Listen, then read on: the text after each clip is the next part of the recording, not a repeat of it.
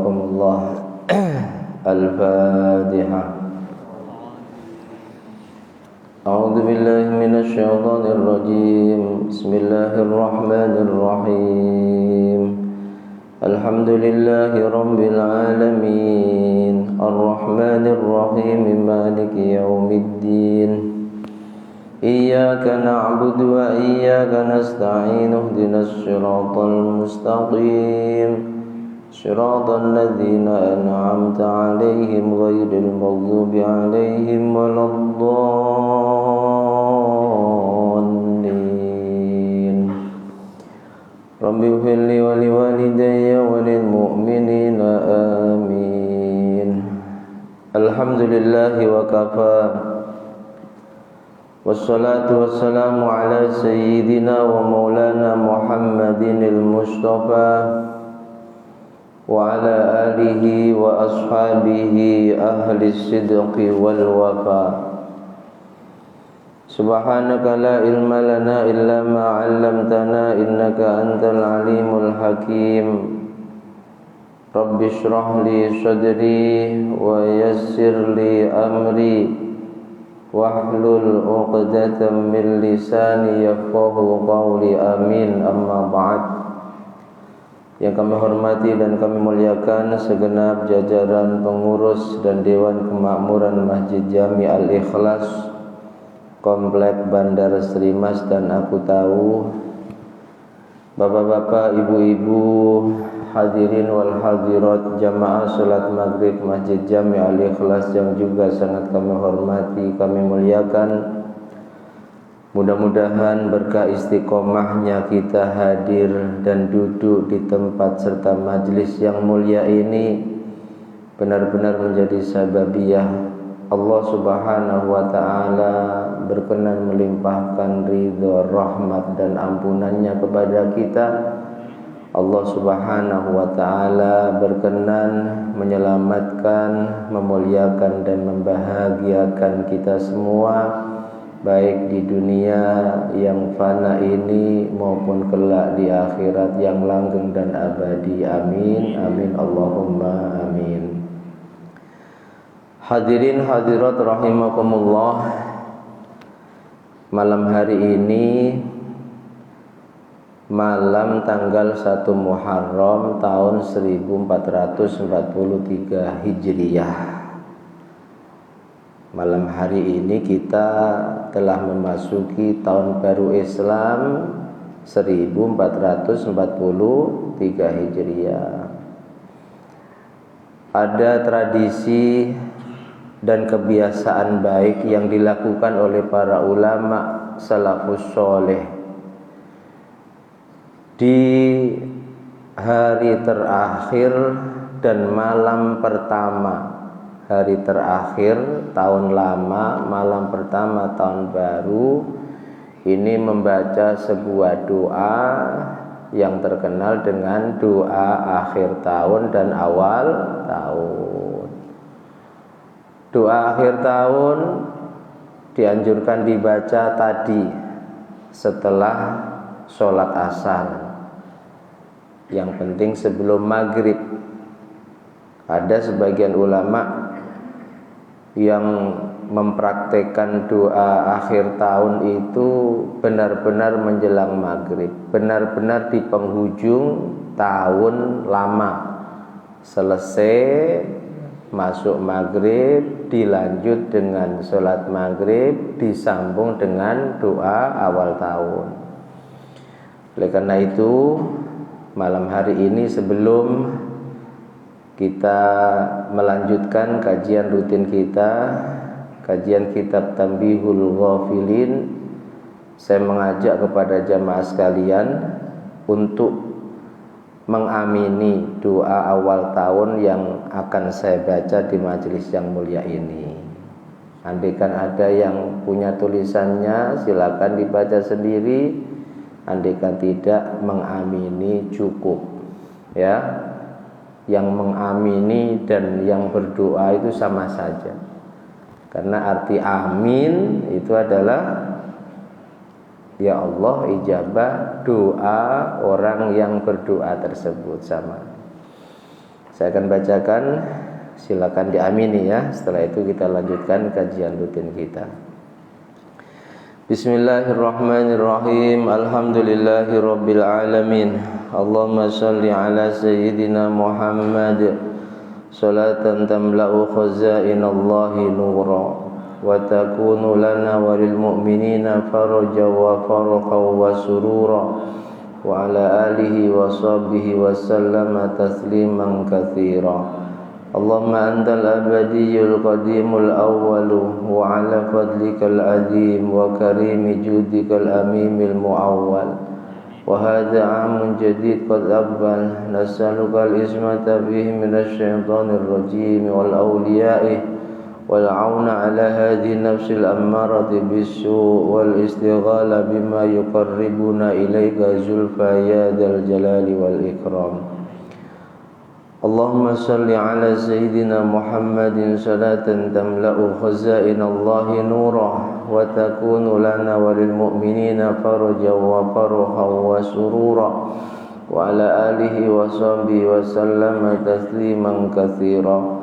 Allahumma antal abadiyyul qadimul awwal wa ala fadlikal azim wa karimi judikal amimil muawwal wa hadha amun jadidun qad aqbal nas'alukal ismata fihi minasyaitonir rajim wa awliya'ihi wal auna ala hadhihi nafsil ammarati bis-su' wal istighala bima yuqarribuna ilaika zulfa ya dzal jalali wal ikram.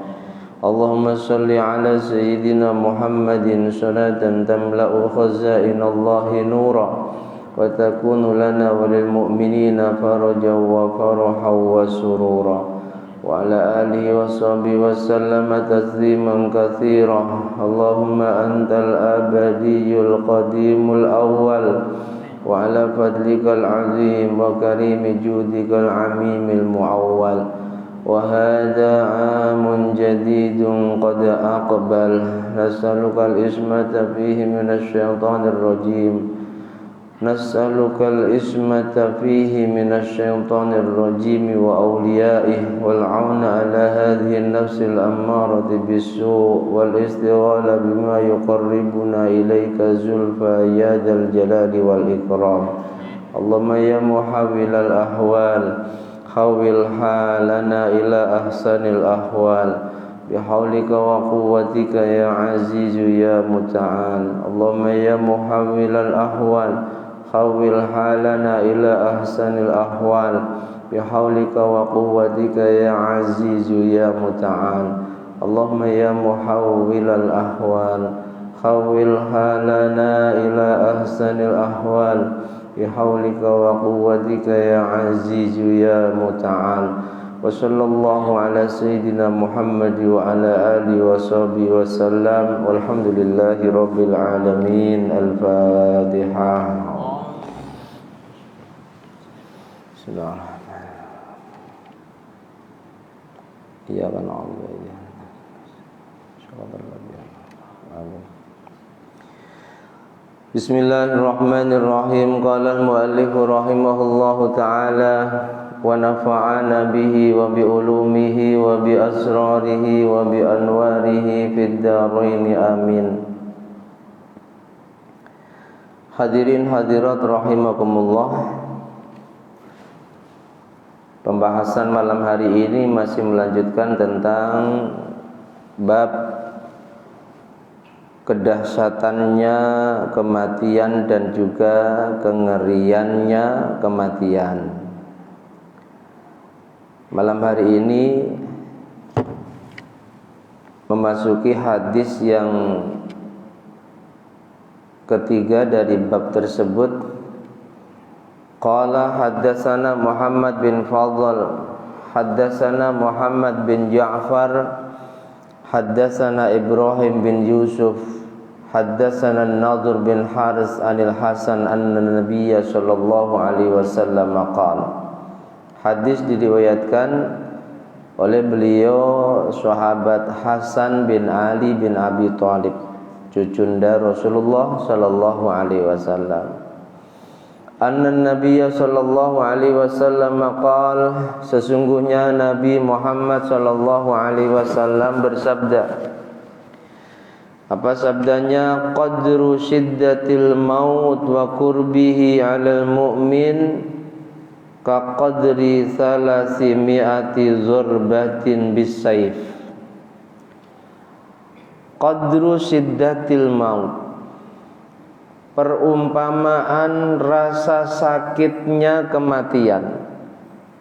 Rasa sakitnya ketika ruh keluar dari badan, kata Nabi, bagi orang mukmin. Ini bagi orang mukmin.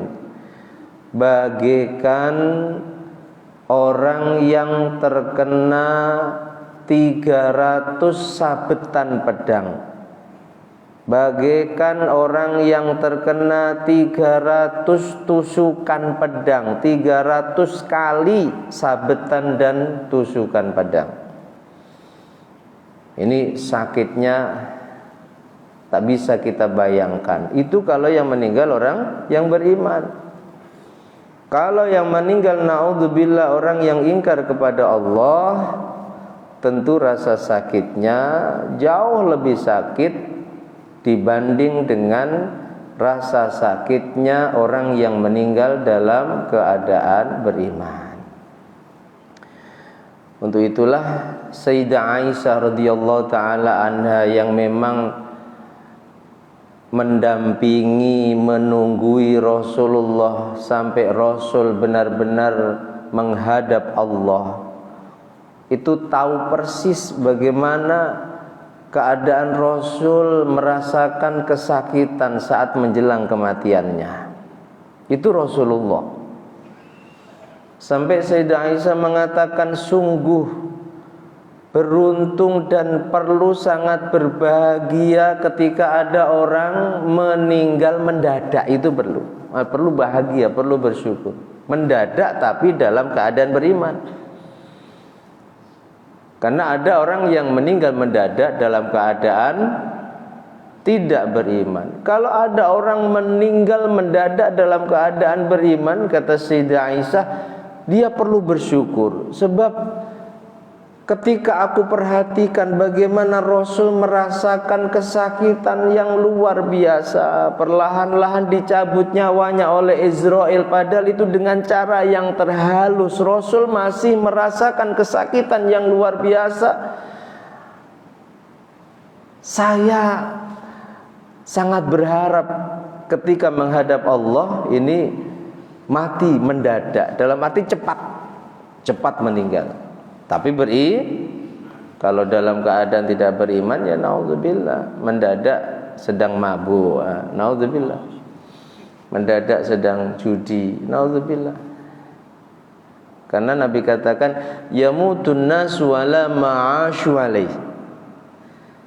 Fi riwayatin yamutul mar'u ala ma'asya alaih.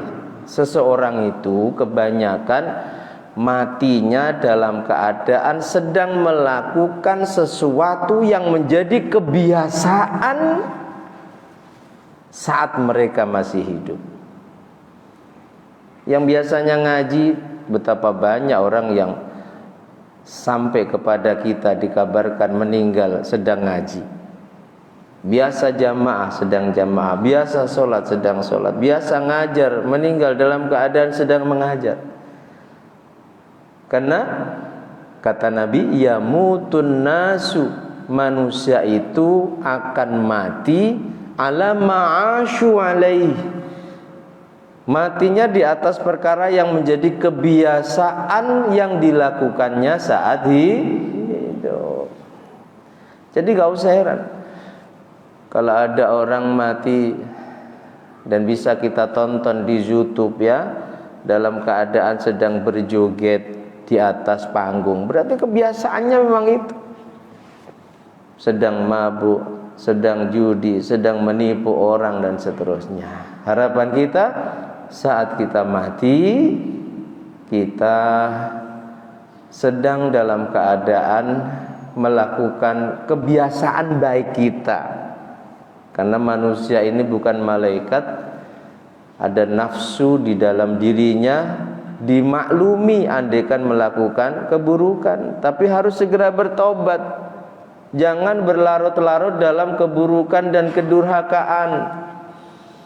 Allah Rasul memaklumi kondisi kita yang sesekali berdosa itu dimaklumi.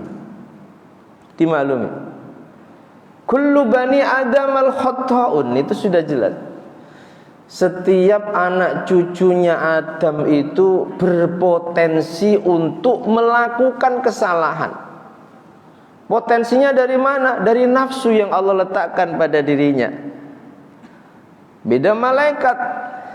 Malaikat dipuji Allah dalam Al-Quran lewat beberapa ayat. La ya'sunallaha ma amarahum wa yaf'aluna ma yu'marun. Makhluk yang tidak pernah durhaka kepada Allah dan selalu melaksanakan perintahnya Allah wajar, sebab Allah tidak memberikan nafsu kepada diri malaikat yang ada akal dan nurani, yang itu selalu mengajak kepada kebaikan. Hum ubadum mukramun, dipuji malaikat hamba-hamba yang mulia, wajar. Manusia dimaklumi. Kullu bani Adam al-khatta'un. Anak cucunya Adam semua punya potensi melakukan kesalahan. Makanya manusia itu kalau lagi baik melebihi malaikat, kalau lagi buruk melebihi iblis. Wa khairul khatta'ina at-tawwabun. Dan sebaik-baiknya orang yang terlanjur melakukan kesalahan dari anak cucunya Adam adalah mereka yang mau bertobat dengan benar kepada Allah. Segeralah bertobat yang mungkin sampai saat ini masih mempunyai kebiasaan melakukan keburukan, karena tidak ada yang tahu kapan datangnya ajal. Kematian ini pantas bagi siapapun. Bagi orang yang sudah tua sangat pantas. Anak kecil pantas. Kematian pantas bagi siapapun. Idza jaa ajaluhum la yastakhiruna sa'atan wa la yastaqdimun. Ketika ajal manusia itu sudah sampai, dimajukan sesaat juga tidak bisa. Mungkin bagi mereka yang sedang diuji oleh Allah, sakit gak sembuh-sembuh, berobat kemana-mana gak kunjung sembuh, banyak masalah, sudah gak ingin hidup lagi. Kalau belum ajalnya, meskipun minta mati sehari semalam 1000 kali, ya tidak akan mati. Tak bisa dimajukan dan juga tidak bisa dimundurkan meskipun hanya sesaat. Rasul mengingatkan kita bahwa manusia itu akan mati dalam keadaan sedang melakukan kebiasaan yang dilakukannya saat hidup. Kalau sudah tahu seperti ini, berusahalah semaksimal mungkin mengisi sisa umur ini melakukan kebaikan-kebaikan, karena sungguh kunci seseorang kelak di akhirat bahagia atau celaka tergantung akhir kehidupannya. Kunci seseorang kelak di akhirat bisa masuk ke dalam surga meskipun transit dulu di neraka atau selama-lamanya di neraka, tergantung akhir kehidupannya, bukan tergantung saat dia hidup. Lahir dalam keadaan Islam, tinggal di lingkungan yang Islam, mempelajari Islam dengan maksimal sehingga hafal Al-Quran, hafal hadis, menjadi ulama besar, tidak jadi jaminan orang yang seperti ini akhir kehidupannya akhir kehidupan dengan Islam.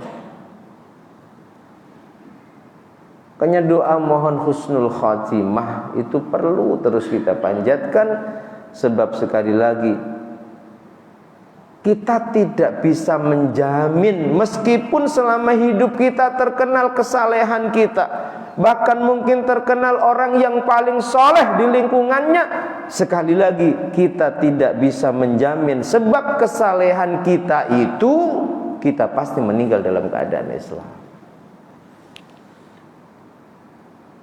Ketika seseorang meninggal dalam keadaan Islam, itulah kunci dia masuk surga. Wa in zana wa in saroko, kata Nabi, meskipun selama hidupnya dia orang yang ahli zina, dia orang yang ahli mencuri, tapi ketika akhir kehidupan dengan tetap berpegang teguh dan meyakini kebenaran kalimat agung dan mulia, la ilaha illallah Muhammadur Rasulullah, dakhalal jannah, pasti surga. Pasti surga. Masalah transit neraka urusan lain ya. Kalau memang zinanya belum ditobati, ya harus transit dulu di neraka. Mencurinya belum ditobati, harus transit dulu di neraka. Dan banyak orang-orang yang awal hidupnya, pertengahan hidupnya berada di bawah hidayahnya Allah, tapi Allah takdirkan dia akhir hidupnya tidak mendapatkan hidayahnya Allah. Banyak para sahabat Nabi ada sebagian yang begitu. Awal hidupnya ketika Islam disampaikan oleh Rasul, dia langsung masuk Islam. Istrinya diajak masuk Islam. Rasul mengumumkan hijrah pertama ke Habasyah, dia ikut. Ke Taif dia ikut. Ke Habasyah yang kedua, Allah cabut hidayah pada sahabat tersebut. Rela berpisah dengan istri tercintanya yang bernama Ummu Habibah, putrinya Abu Sufyan, yang akhirnya menjadi istri kesekiannya Rasulullah. Ketika di Habasyah, Allah cabut hidayah dari hatinya sehingga meninggalkan Islam, memeluk agama Nasrani di sana sampai meninggal, naudzubillah, dalam keadaan memeluk agama Nasrani. Ini sahabat yang berjumpa dengan Rasulullah, yang menyaksikan banyak kemukjizatannya Rasulullah, itu saja tidak bisa mempertahankan keimanannya sampai dia menghadap Allah. Apalagi kita, siapa yang jamin? Kita nggak boleh sok-sokan, oh saya di sini paling ahli jamaah. Apakah jadi jaminan lalu dengan ahli jamaah itu kamu bisa mempertahankan imanmu sampai menghadap Allah? Tidak ada jaminan. Kalau kita sadar bahwa husnul khatimah anugerah, terus mintalah kepada Allah agar saat kita menghadapnya dikaruniai menghadap dalam keadaan husnul khatimah. Mudah-mudahan kita semua menghadap Allah dalam keadaan husnul khatimah. Amin Allahumma. Jadi rasa sakit kematian itu, dalam hadis ini dikatakan, kalau yang meninggal orang mukmin ini diibaratkan seperti orang yang terkena 300 kali sabetan dan tusukan pedang. Gak bisa membayangkan. Adalah beliau Nabiullah Idris alaihissalam yang sampai saat ini masih hidup. Ada 4 manusia yang ditangguhkan kematiannya oleh Allah sampai nanti hari kiamat. Yang 2 di langit, yang 2 di bumi. Yang di langit Nabi Isa dan Nabi Idris. Meskipun Nabi Idris pernah mati, tapi sekarang masih hidup. Ketika Rasul Isra dan Mi'raj, saat Mi'raj berjumpa dengan Nabi Idris.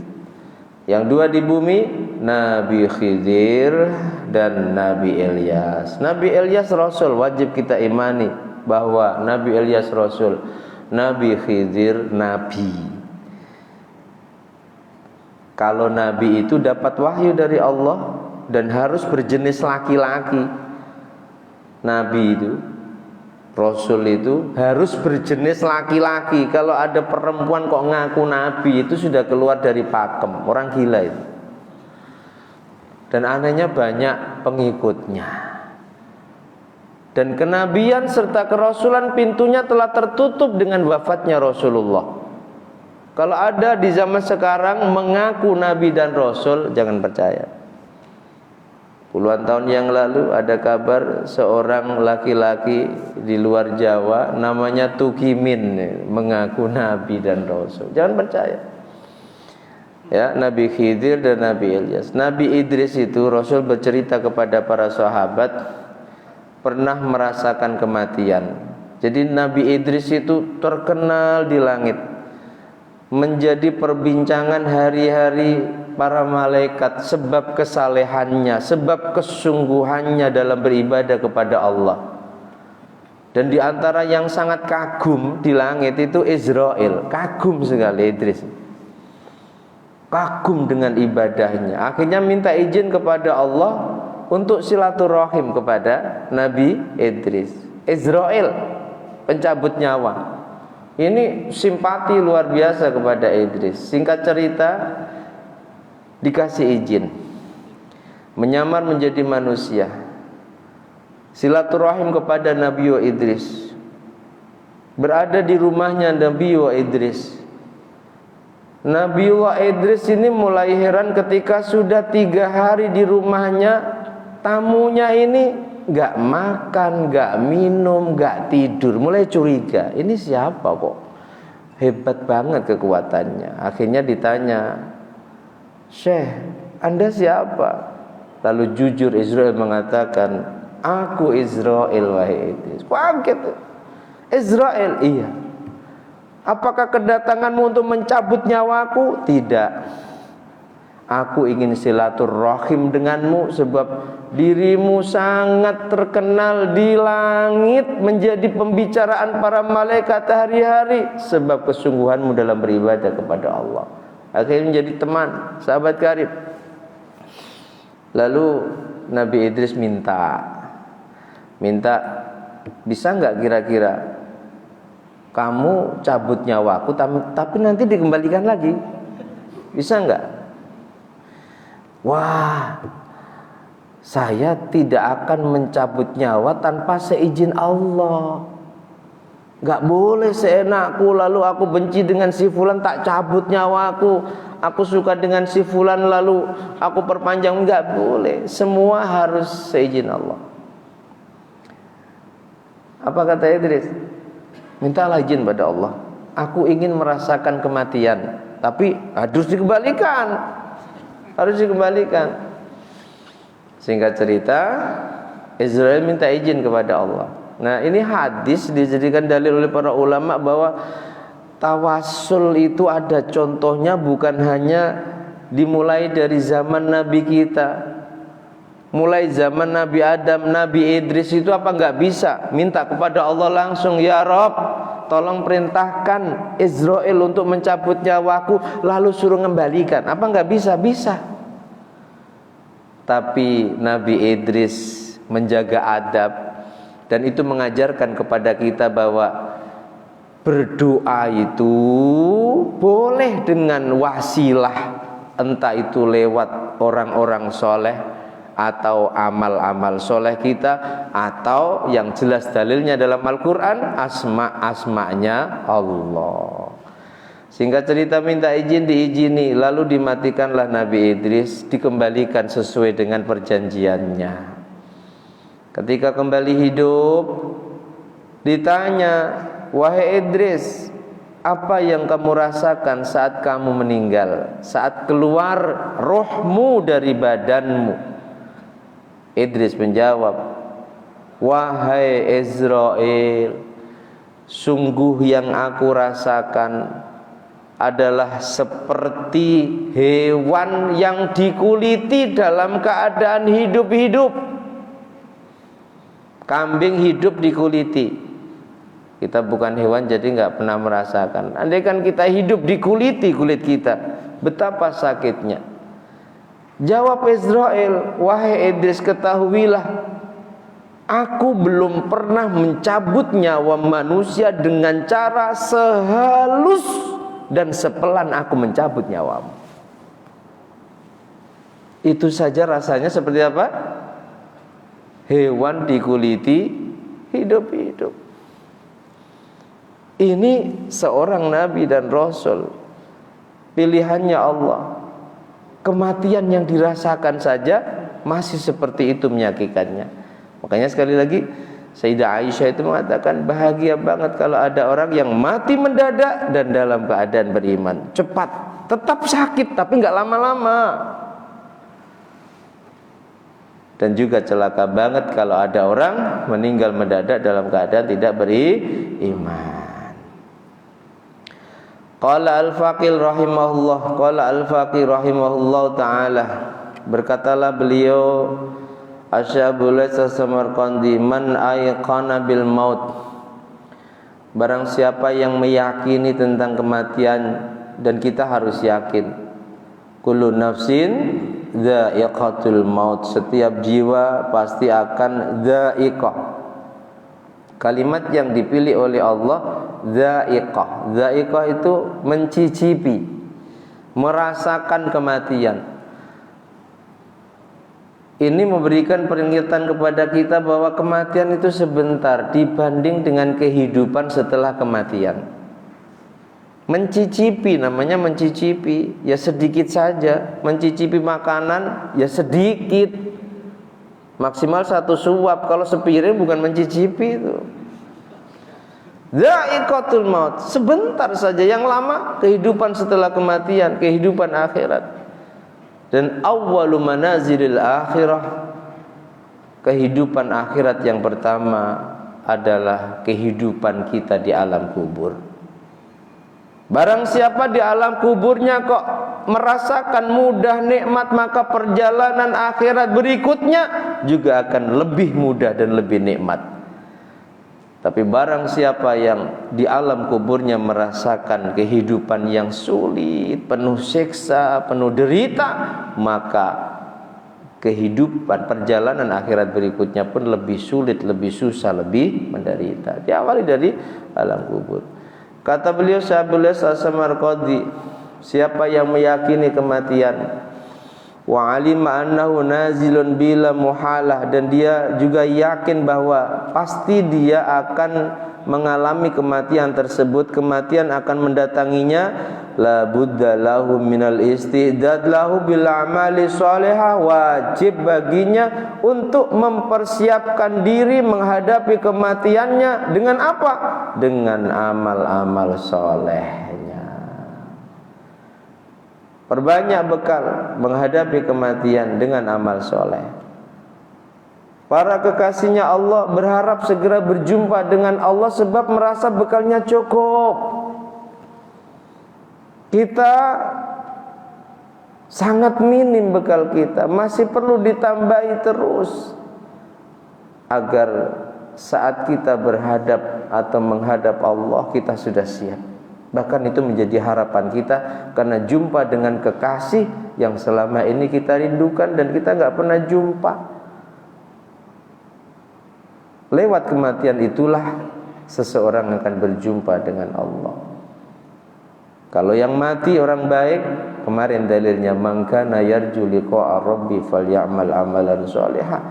Dia akan rindu dan ingin berjumpa dengan Allah. Allah pun juga rindu dan ingin segera menjumpainya. Nah, mudah-mudahan kita tergolong golongan ini. Amin Allahumma. Syaratnya apa? Sisa umur perbanyak melakukan amal soleh, perbanyak, sambil berdoa agar amal soleh kita dijaga oleh Allah menjadi amal yang diterima. Karena tidak ada bekal menghadap kematian kecuali amal soleh. Tentunya iman, itu maklum. Wabil ijtinabi anil amalil khabisah, bekal kematian memperbanyak amal soleh dan menjauhi amal-amal yang buruk. Waqad bayyana Nabi sallallahu alaihi wasallam, sungguh beliau baginda Nabi Muhammad sallallahu alaihi wasallam menjelaskan lewat hadis-hadisnya kepada kita syiddatal maut wa miraratihi, tentang dahsyatnya kematian dan rasa pahit sakitnya kematian. Tujuannya adalah nasihatan minhu li ummatihi, menjadi nasihat bagi kita semua, agar kita benar-benar mempersiapkan diri menghadapi kematian. Tak perlu takut kepada kematian, hadapi, dan kita akan pede menghadap Allah lewat kematian kita kalau kita punya banyak amal soleh. Kalau masih sedikit, dia takut. Dan itu orang-orang kafir, takut berjumpa dengan Allah. Mengapa takut? Sebab mulai berjumpa dengan Allah lewat kematiannya itulah dia mulai akan merasakan azab demi azab dari Allah Subhanahu wa ta'ala. Makanya Nabi katakan, kalau orang yang meninggal itu orang yang beriman dan dia ahli istiqomah melakukan amal soleh, yang mendatanginya menjelang kematiannya basyir, malaikat yang memberi kabar gembira, ditunjukkan padanya surga yang akan ditempatinya, diperlihatkan padanya kenikmatan-kenikmatan surga yang akan dinikmatinya, sehingga wajahnya tersenyum bahagia, ingin segera ke sana. Tapi kalau yang meninggal ini orang-orang yang tidak beriman, atau andikan beriman selama hidupnya, habis umurnya hanya digunakan untuk bermaksiat kepada Allah, yang datang kepadanya menjelang kematiannya nadhir, malaikat yang akan menakut-nakutinya. Diperlihatkan kepadanya neraka yang akan ditempatinya, ditunjukkan kepadanya siksa-siksa neraka yang begitu menakutkan dan menyakitkan yang akan dirasakannya, sehingga dia nggak mau mati. Dia nggak mau mati. Tapi kalau sudah ajal, dia harus mati dalam keadaan penuh kedurhakaan yang belum ditobatinya. Jadi Nabi bercerita tentang kematian orang-orang zaman dulu, sampai beliau juga pernah bercerita tentang peristiwa yang terjadi di zamannya Nabi Isa, ketika kaum Bani Israel menuntut kepada Nabi Isa untuk menunjukkan kemukjizatannya kalau memang mengaku Nabi dan Rasul. Bani Israel minta agar Nabi Isa menghidupkan orang yang sudah mati. Ini Nabi yang cerita kepada para sahabat. Minta, dilayani. Dibawalah ke kuburan, ada orang yang baru meninggal. Digali kuburan itu, Nabi Isa sholat 2 rakaat, berdoa kepada Allah. Dengan izin Allah, orang yang sudah meninggal itu hidup kembali. Namanya kaum Bani Israel. Ada yang setelah melihat kemujizatannya Nabi Isa menghidupkan orang yang sudah mati beriman, tapi banyak yang ngengkel. Ngengkelnya bagaimana? Ya bisa jadi kemarin itu belum mati beneran, dikubur. Jadi bisa jadi ini sebenarnya belum mati. Lalu Nabi Isa, terus kamu minta yang aku hidupkan siapa? Disepakati yang dihidupkan itu adalah Syam bin Nuh, salah satu putranya Nabi Nuh. Didatangi kuburannya, digali, sholat 2 rakaat, berdoa kepada Allah. Syam bin Nuh yang meninggal 400 tahun bahkan lebih sebelum lahirnya Nabi Isa hidup. Dan Syam bin Nuh itu terkenal ketika hidup orangnya tampan, gagah. Tapi saat dihidupkan oleh Nabi Isa lewat izin dan qadarullah, kondisinya rambutnya berubah, kelihatan tua. Ditanya, pertanyaannya, karena Nabi ingin menceritakan bagaimana dahsyatnya, sakitnya kematian, Nabi Isa bertanya, disaksikan oleh kaum Bani Israel, "Wahai Syam bin Nuh, apa yang kamu rasakan saat kamu mati?" Jawab Syam bin Nuh, "Wahai Isa, ketahuilah meskipun sudah ratusan tahun aku mati, rasa sakit kematian sampai saat ini masih aku rasakan dengan rasa yang sama saat aku dimatikan oleh Allah. 400 tahun sesudah kematiannya. Jadi Nabi bercerita kepada para sahabat, menjelaskan tentang kematian, sakitnya kematian, dahsyatnya kematian, kengeriannya kematian.